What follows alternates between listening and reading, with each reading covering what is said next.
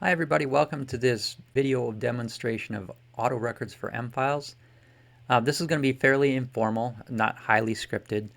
I'm going to go through some of the things that we demonstrate to our clients and try to predict some of the questions you might have and just kind of give you a feel for M-Files and AutoRecords and how they work together to provide records management.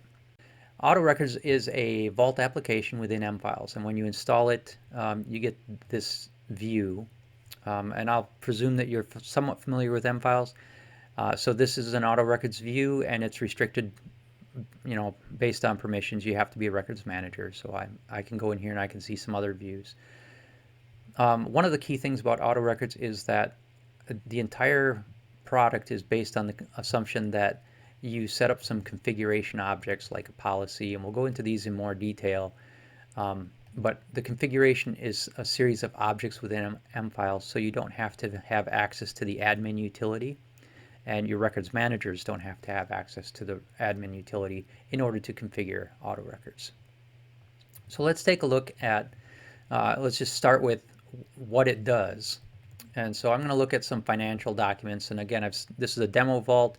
It's got a little bit of data in it and a basic amount of metadata just to demonstrate some capabilities. So I've set up some views here, and I've got an invoice. And the class of this invoice is a financial document. And then I've added a document type property, and you can select different document types. And based on your document type, it goes into different views, right? So when I look at this document, this is an invoice. This is the metadata for that document. Then I've got some records management metadata. This is what AutoRecords adds to the financial document, and we'll show you how this works.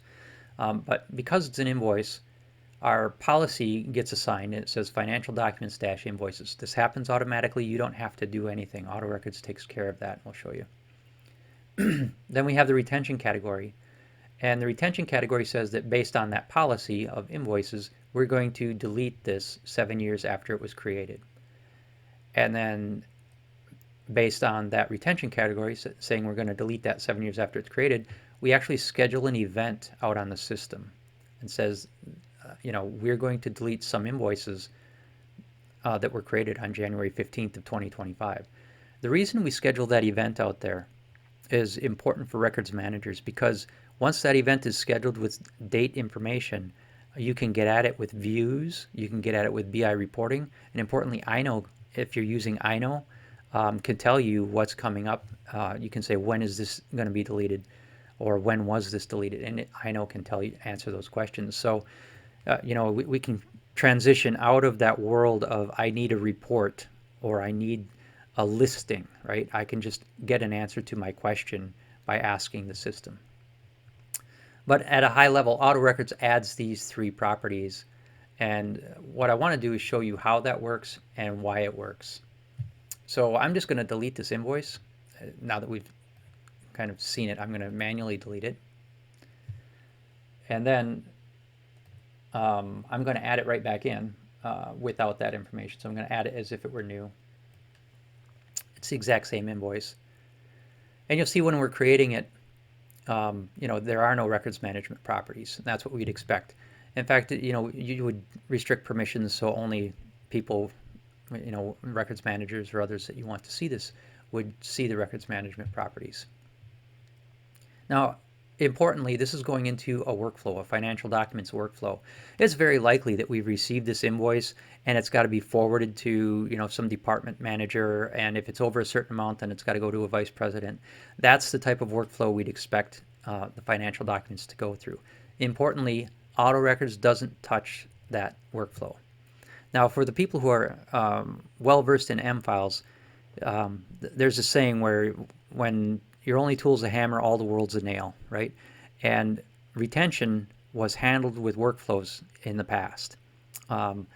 So because that was the only tool available. And one of the challenges there is that if I were to handle retention inside of a workflow, it creates a bunch of problems.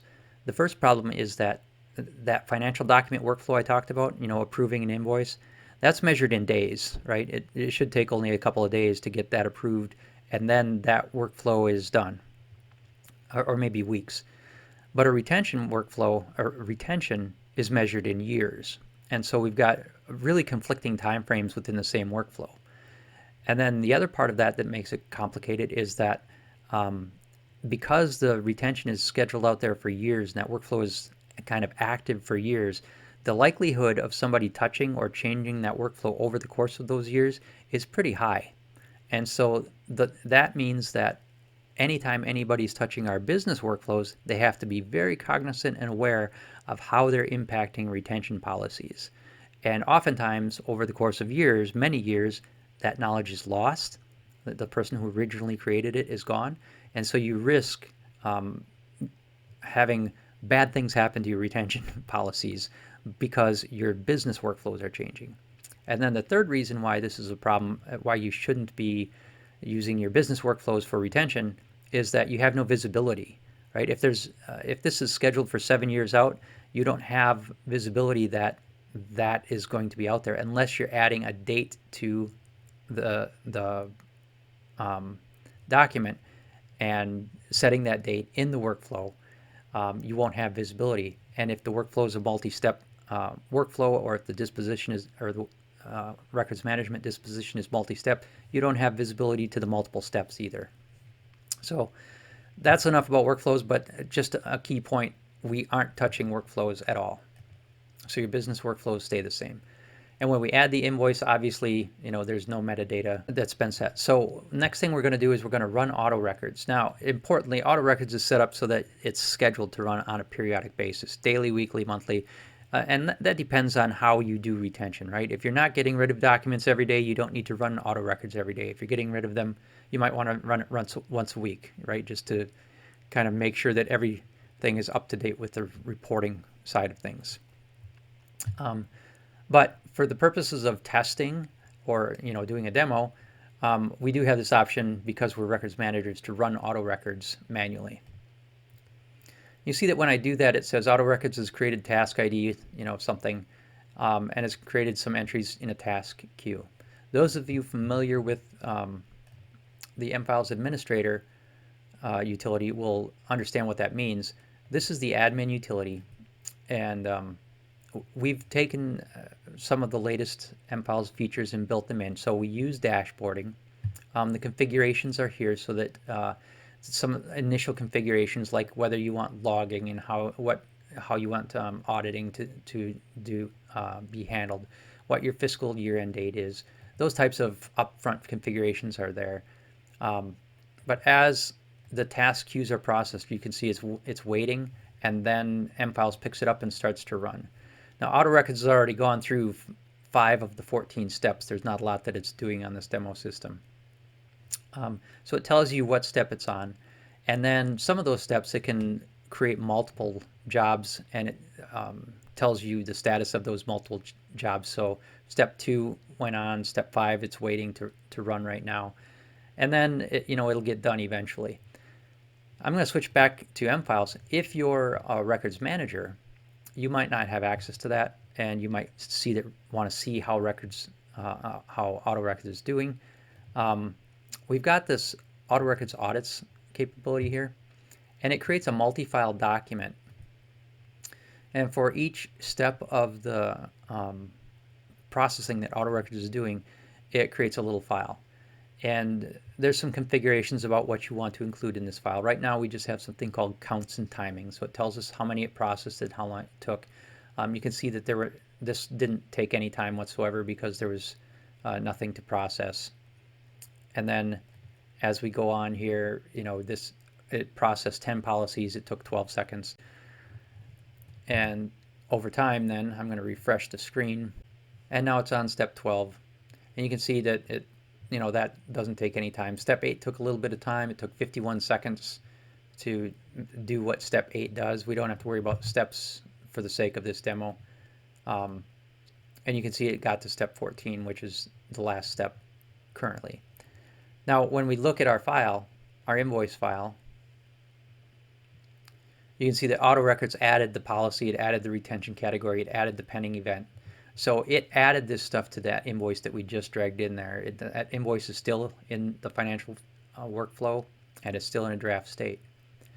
Now, using mFiles 360-degree view, we can then look at the details of these things, like the event that was created. It says that, that the event trigger date, meaning when was this thing created, was today, and the event date, when is it scheduled to be processed, when is this scheduled going to be executed, December 15th of 2032, and it's going to delete 7 years after creation. So that's what it's doing. Now let's take a look at the configurations to see why it did this. Why did it know to add, this policy and this retention category and this event? How did that happen? Because based on this information, AutoRecords is going to delete this thing in 2032. So we're going to go over here to the configurations. And I'm going to look at policies, because that's where we normally start. So I'm going to look at this policy for invoices. And a policy tells us what should be included. What do we include in this retention? And so you can see here that the policy is a class of a financial document. And this thing called triggers is document type equal to invoice. This you can think of as a filter. A trigger is a criteria, right? So when the document type is equal to invoice, the criteria is met. So it qualifies for this policy. And obviously, if we look at financial statements, then the document type is equal to financial statements. Now, importantly, I can have multiple triggers here. So I could have document type equal to financial statements and the document, and this is an and the document subtype equals to something else, right? And I can assign policies based on types and subtypes and all kinds of things. One of the cautions that I would give you is to make sure that you're getting a policy assigned right away to a document and not using dynamic things like a status, right? That's one thing that people tend to do, is they'll say, well, I want to assign my status. I only want to assign this policy once the status is equal to reviewed or something like that. You don't want to really do that. AutoRecords will respond to that, but what you really want to say is, this is a financial statement and it applies to this policy regardless of its status. It's just that once the status meets a certain criteria, then we're going to execute it. So the policy, it's important to say, is everything that will ever qualify for this, right? Regardless of, irrespective of status and irrespective of workflows and irrespective of those things, this is what's going to qualify. And the reason for doing that is because then as your records manager is reviewing information, they see everything up front. They don't have new documents showing up randomly based on status changes and things like that. So going to look at invoices, we say, okay, well, when it's a financial document and the document type is equal to an invoice, then we're going to delete it 7 years after creation. So it's assigning a category of retention of deleting 7 years after creation. And you can see that in the 360-degree view, right? But we're going to look at it through the configuration views here so that we can see them all. And one of the things that's important to understand is that this retention category can be reused. So the policy of invoices we create 7 years after they're created is potentially the same as, some HR documents or some proposals or some marketing things. So this same retention category can be used, across the board. And if you think about your file plan, and you likely have a spreadsheet saying how long you're going to keep it, you've got a column in there that says how long to keep this. That's really what this retention category is. It says, what are we going to do to this thing? How long are we going to keep this? So the retention category tells us what we're going to schedule. Now, in this case, we're only scheduling one event, right? So things that qualify for this type of, fall into this retention category, we're only going to schedule one event for. When we look at this one, this was used by the financial statements, I think it was. This is actually scheduling two events. They're both scheduled off of the same date. So once the obsolete date is set, we're going to soft delete it after that obsolete date has been met. And then 1 month after that obsolete date, we're going to actually delete it permanently. And this is another subtle thing that you can think about, especially the people who are well versed in M files. They would like to do things in workflows. Um, and when they say, well, we're going to soft delete it and then we're going to delete it 1 month later, immediately they go to workflow, and we want to put the brakes on that, say, wait a second though. If we do it this way, where we're responding to an obsolete date and we're scheduling 2 events, then your records manager has visibility to all upcoming events. They know when things are going to be soft deleted and deleted. If you put it in workflow, you lose that visibility, unless of course you're setting a soft delete date and a delete date. So then you're starting to add more metadata to your records management metadata to your objects. So what we want to do is use a retention category to schedule an event or multiple events. Okay, going back to our invoice as an example, we delete 7 years after creation. So what does that mean? We call it an event template because what it's really doing is saying, for every document that's out there, we're going to schedule an event based on this template of information. This is a template. And at a high level, we say after what criteria, after some criteria, we're going to wait some period of time, and then we're going to do some action. So the criteria, there's different types of triggers, and we'll get into that. And then there's a period of time, and the period is very simple. I'm just going to edit this one so you can see it. It's comprised of a time unit and a period duration. And so if I create let me create a new one here so we can see those. We can't change an existing period, change the meaning of an existing period. We can obviously select a different period, but we have these things called time units. So this is days, weeks, months, years, and then end of months, end of weeks, end of years, end of fiscal years. So what that means is I've created something on January 15th. If I want to delete it 7 years after creation, it's 7 years after January 15th. If AutoRecords is running every day, that'll be January 15th of 2026. If it's end of years and I create it on January 15th and I want to delete the 7 end of years after creation, then it's going to be deleted December 31st of 2026, because it doesn't matter whether it was created in January, February, or March, or any month. It's going to go to the end of the year and say 7 end of years after that. So the first end of year is the end of 2025, and then it counts from there. And the same thing with end of months, end of weeks. So this is really useful for your financial statements and financial documents. And likewise, fiscal years, you can set your fiscal year. That's a configuration. So you can trigger things off of your fiscal year end date. And then the duration is just a number. So 1, 2, 12, 15, 100, whatever it is. So that's our period. So after some criteria is met, wait some period of time, years, months, days, weeks, end of years, and do some action. AutoRecords comes with 6 what we call direct actions. These are things that can happen directly to a file or an object. We can delete and destroy it. We can flag it as obsolete. That sets a metadata property. We can restrict the access to records managers. That's a built-in group.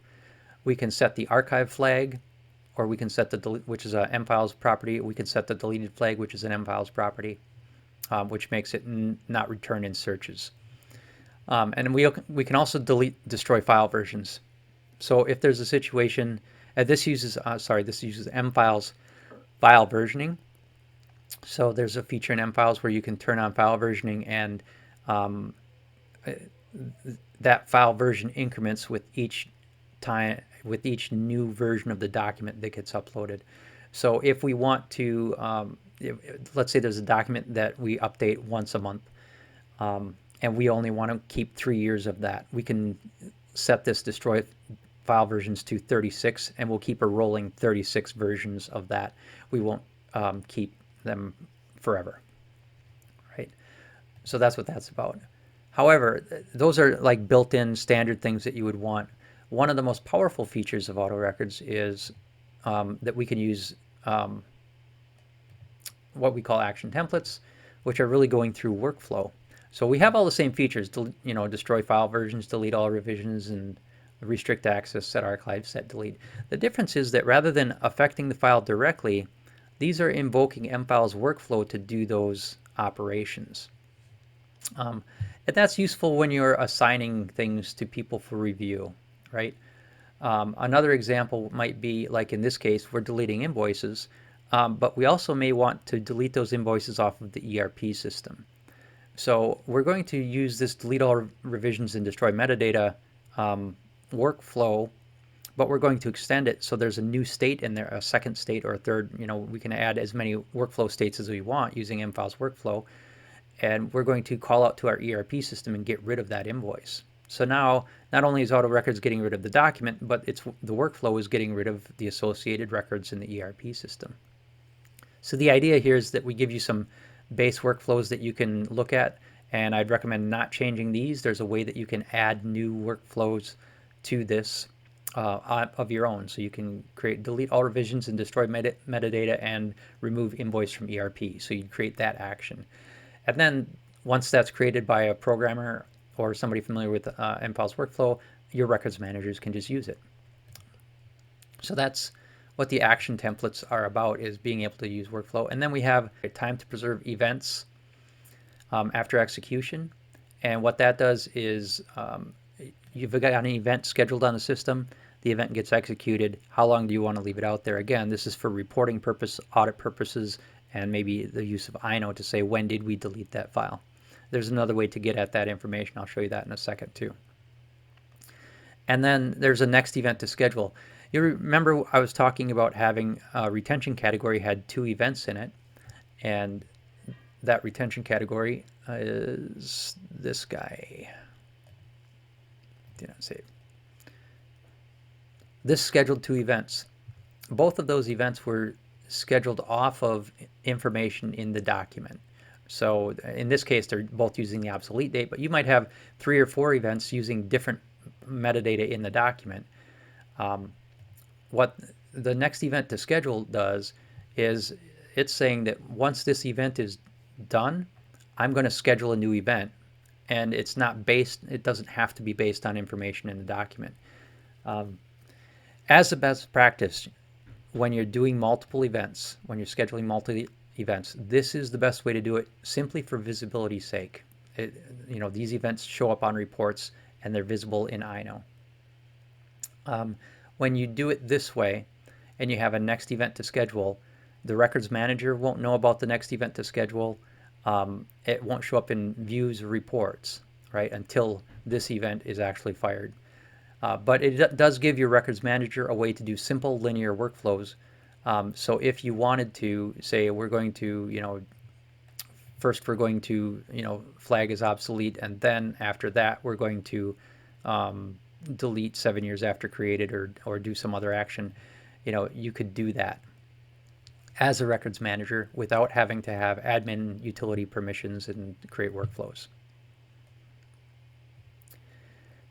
All right, so again, after some criteria has been met, wait some period of time, do some action. The trigger here, after some criteria has been met, you can have multiple triggers, right? You can say after the department is equal to HR and it's created. So maybe the department's getting changed as on these invoices or something like that. Or after the status is equal to something, you can use any combination of triggers you want. And that gets into the question of what actually is a trigger. A trigger is an object on the system. So you create a new trigger. I'm not going to save those. And we have different classes of triggers. I'll just work down through these. The date trigger is pretty easy. It says what date property do you want to use, right? And this is saying after when the current date is greater than or equal to this date, then this becomes true.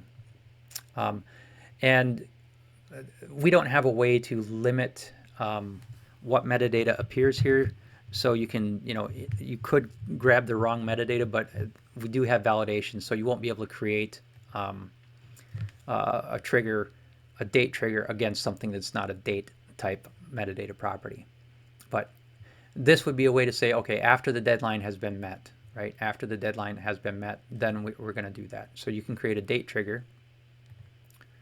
You can also create a file version trigger, and this is just saying the number number of versions to keep, right? So in that case where we wanted to keep 36 months worth of something, we're going to set that up as a trigger. And then in our disposition here, be date created and our file version trigger is true. That would make it so that we're getting rid of 36 version, or keeping 36 around. Then we have, I'm going to get to the indirect, we have a property trigger. A property trigger is really powerful because it's so flexible. So you can say comment contain has substring of test, right? You can set up anything you want. Any property that's on your system is available for selection, and then you have comparisons that you can do. Less than, or equal to, not equal to, has substring, is not substring, things like that. And again, we have limitations within this user interface, but there's validation, so you're not going to be able to do substrings against dates or something like that. But you can set up all kinds of things here, including advanced date triggers, where let's say the created is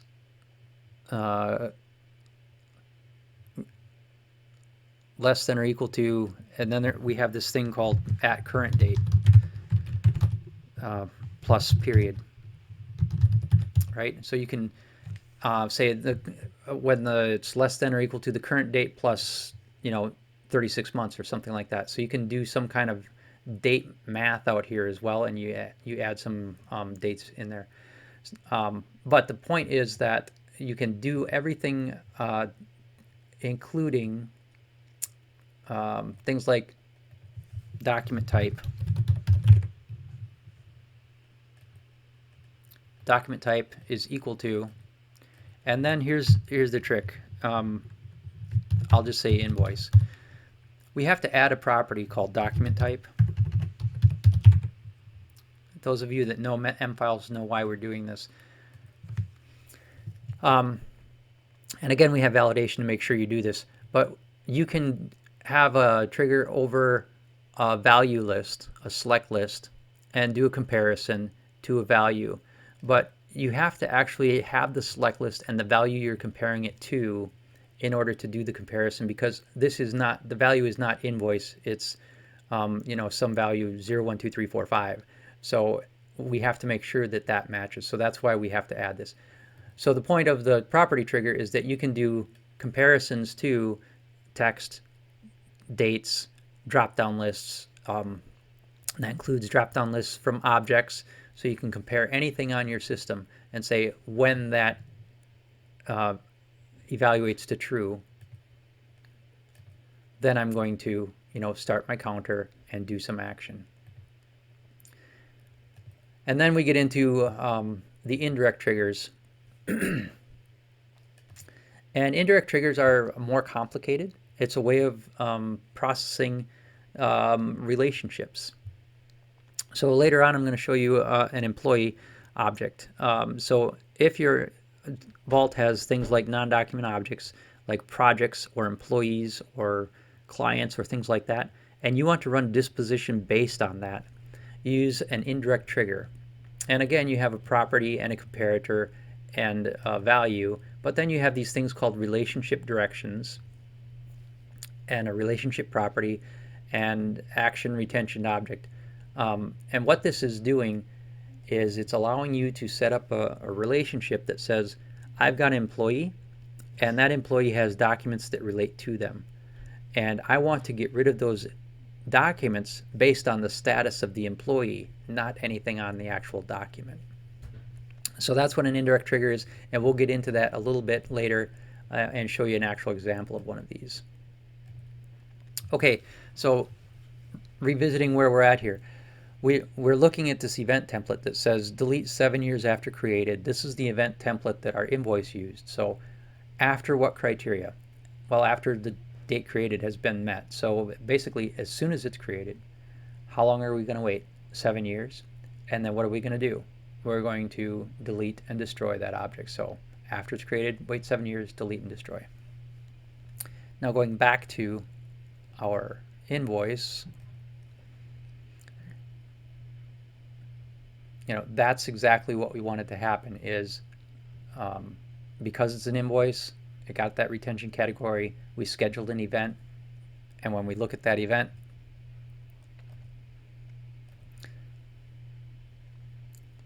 said, after some criteria, the date created, wait some period of time, 7 years, so that's why we have 2032, and then we're going to delete that, and then it's saying this is what we're going to do. So this will get evaluated, and then that invoice will get deleted. Now importantly, if we're creating 10,000 invoices a day, all the invoices for January 15th will be scheduled under this one event.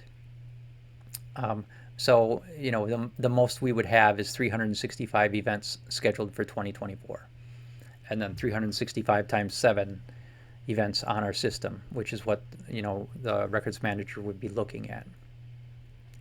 And we could see that going back to our AutoRecords. We can see that with our scheduled events. So because everything is scheduled, if we look at all events here, obviously, we can see those scheduled events, and we don't know what any records manager is going to be interested in, but we can see, here's the stuff within 30 days. I don't know if we've got some stuff within 30 days, and here's all events. So you'll have your own periods that are important to you and how you want to see those scheduled events.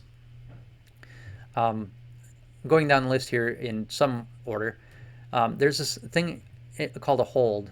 And the concept of a hold is important for those situations where you might have litigation or reasons why you wouldn't want to delete a record now or have disposition run. It's not about just deleting records. If you're assigning it out for review or restricting access, those things you don't want to do either. So a hold is set up with a start date and an end date. And then the hold is just, because it's just an object, you just add the hold to a document. So you add, the hold property and set the hold on the documents, and then AutoRecords won't touch those documents for the period of time that you have here. And one of the things that we like to do is leave the holds on there, even though they're expired, so that we know that that document was on hold. And if somebody ever questions you, why didn't that document, why didn't we, review that when we were supposed to, you can say, well, that's because it was on hold during that time, and so the review got delayed to the end of the hold. And likewise, by leaving it out there, you give INO visibility, so you can ask that question to INO, and it will say, well, there was a hold on there. So there's some interesting things that you can do with INO to answer questions for you. So that's what a hold does. And then obviously once the hold end date has been met, then AutoRecords will process any dispositions that are pending. We looked at scheduled events, and then retention conflicts is something I don't think we have any on this system. Retention conflicts are something that's really kind of unique to AutoRecords and mFiles. A lot of records management software says, here's how you're going to do records management, and they give you this hard line. It's like once you declared a record, you throw it over the fence to the records management system, and then it's in the records management system, and records management starts. AutoRecords works very differently. It says records management is going to have visibility to this thing immediately. We're going to know what policy applies. We're going to know when we should schedule an event. Even if the criteria for disposition hasn't been met, we know that eventually when it is met, this document will qualify. But because we don't have a hard and fast rule about how you do records management, we're giving you a platform to do records management that can be tailored to your needs. You can get into situations where something is due to be deleted and somebody's got it checked out. So AutoRecords will not delete something that's checked out. Instead, it'll create a retention conflict, and it'll say, this is I tried to do this and I can't. And so, and it's the same thing with a couple of other situations that AutoRecords tries to do something, but because of maybe how things are configured or what is happening on your system at that time, it can't. And then it'll retry, and it'll keep retrying those conflicts to resolve those. But as a records manager, you can, set up views or subscribe to these types of things so that you get notified of conflicts, and say, hey, you've got to check this thing in. This, or oftentimes what happens is somebody has a document checked out, they leave the organization or get terminated or whatever, a document remains checked out, and it's time to delete the document and it's still checked out. So those types of things can be resolved by the records manager. And then we have disposition actions. The idea of an action is that, remember on the event template there were two types of things we could do: the things that we did directly to the file and the things that we sent through workflow. This is a list of things that are going on in workflow at any given time. So while AutoRecords is running, and while if it were deleting objects using those workflow events, then you'd see actions in here. Usually the only things that you'll ever see in here are like this, where there's an action that's assigned to a policy owner to review a document and they haven't done it yet. Once they've done their review, then AutoRecords will clean this up and say, yep, that's been done.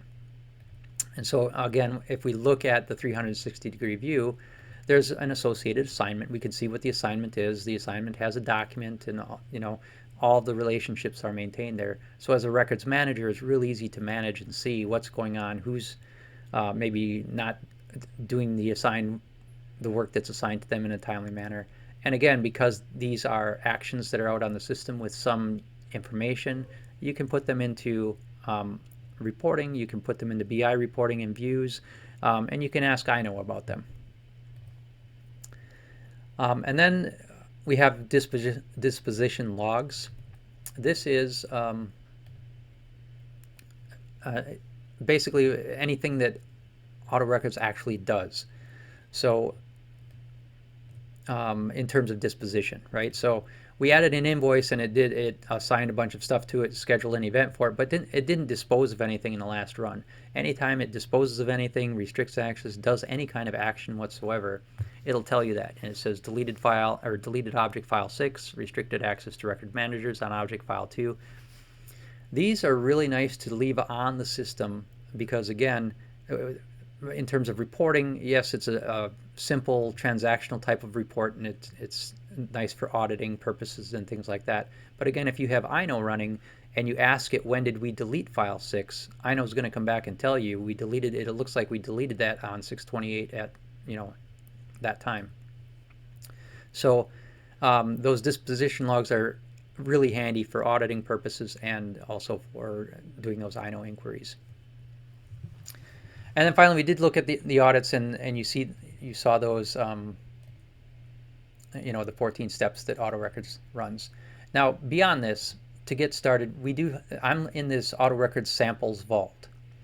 We have configurations in here with a bunch of different policies to demonstrate some different features in AutoRecords, some different ways to do retention.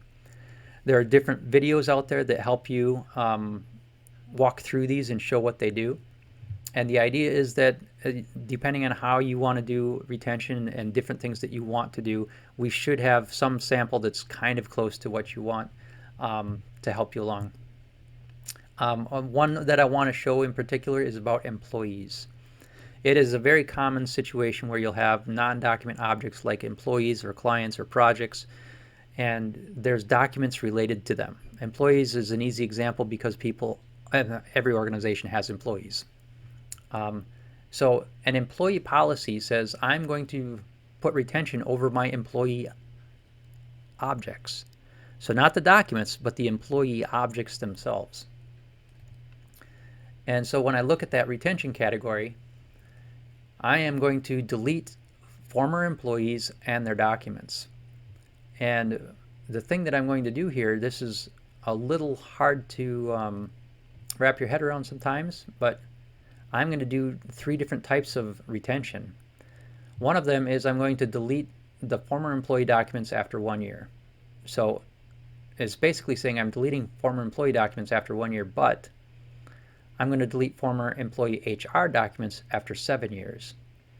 And I'm going to delete the former employees, the object itself, and their tax and insurance documents after 10 years. So going from the bottom up here, we see that we've got tax and insurance documents that we're keeping for 10 years. HR documents we're keeping for 7 years. Basically everything else we're just going to keep for 1 year. And so this is a good example of a retention category, scheduling different events. Now these events are for the employee, right? And when we look at event templates, they look just like the other event templates, except the trigger looks a little different. So after some criteria is met, the employment status is equal to former employee. I'm going to wait 1 year, and then I'm going to delete and destroy. And then here, I've got the same thing. After an employment status is equal to the former employee, delete 7 years. So what happens is I have an indirect trigger. I told you we would get back to indirect triggers. And an indirect trigger can be a very complex thing. I'm going to look at 2 of them here.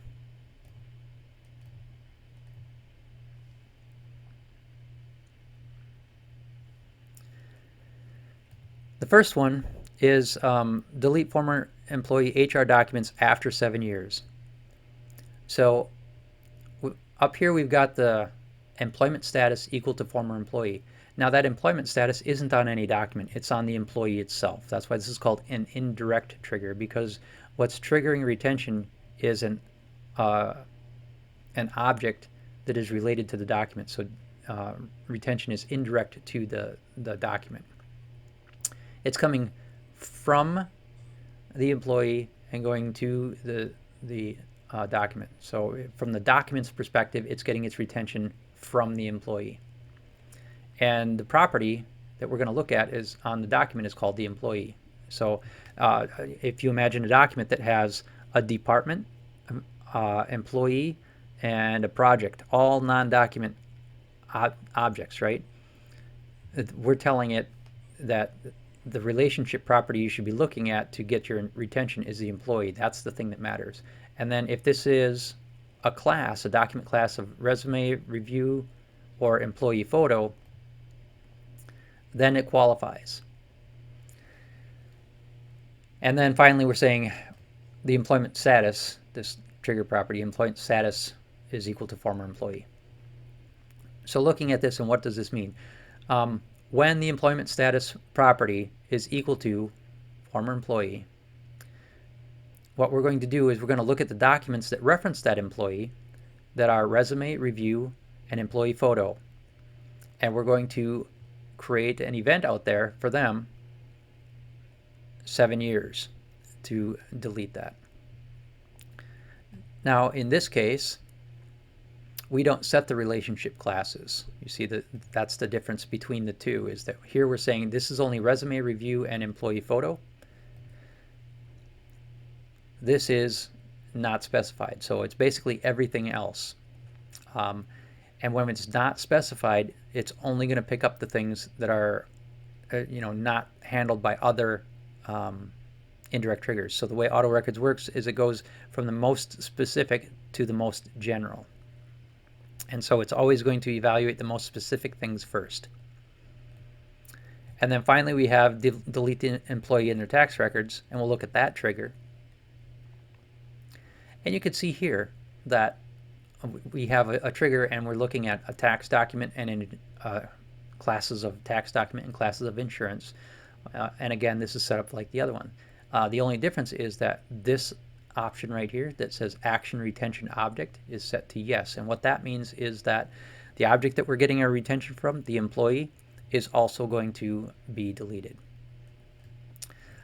And so that's a very complex way of doing that. And I hope, if that's something that you're doing, just know that you can do it. You can watch this part of the video again. We also have, a video specifically saying how you should set this up and why you should set this up. But that's the point of all of these, is that they're all samples, different ways of handling different types of documents and different types of retention. So if you're looking to get started in AutoRecords, we have some other videos out there that go over records management in general. We have videos for each of these sample classes that show you how they're set up, why they're set up, and then we've got online documentation help. But most importantly, feel free to reach out to MFiles or to Team IM to get started with your records management, and we can help you along that path. Thanks very much for your time.